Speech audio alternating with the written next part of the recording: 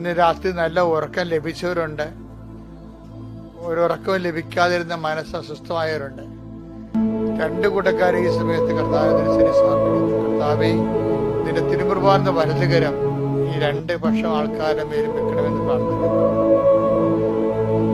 കർത്താവ്, ഉറക്കം ലഭിച്ചവർക്ക് ആ സമാധാനം നിലനിന്ന് പോകാനും വലിയ ഫലങ്ങൾ, ക്രിസ്തുവിന്റെ ഫലങ്ങൾ, സുവിശേഷത്തിന്റെ ഫലങ്ങൾ പ്രവർത്തിക്കാനും സഹായിക്കട്ടെ.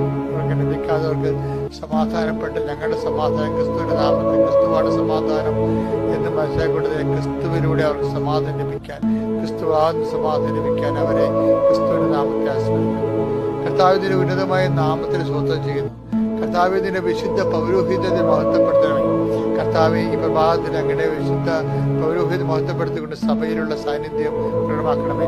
അമ്മേ, പരിശുദ്ധമ്മേ, ദേവമാതാവേ, എല്ലാ മക്കൾക്കും വേണ്ടി പ്രാർത്ഥിക്കണമേ. ഈശോയെ, ഇതൊക്കെ ചെയ്യാൻ പറ്റുന്നില്ലല്ലോ, അത് എൻ്റെ കൂടെയുള്ളവൻ ചതിക്കുമോ, പാർട്ട്ണർ ചതിക്കുമോ എന്ന് വിചാരിച്ചുകൊണ്ട് കച്ചവടത്തിൽ ആശങ്കയുള്ളവരുണ്ട്.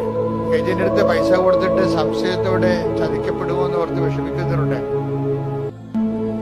അവിടെ നിന്ന് വിസ അയച്ചിട്ടുണ്ട്, ഓഫർ ലെറ്റർ അയച്ചിട്ടുണ്ടെന്ന് പറഞ്ഞെങ്കിലും പോസ്റ്റിൽ കിട്ടാത്തവരുണ്ട്. പാസ്പോർട്ട് കിട്ടാത്തതുകൊണ്ട് ആ പാസ്പോർട്ടിന് വിസ ഉണ്ടോ ഇല്ലയോ എന്ന് സംശയിക്കുന്നവരുണ്ട്.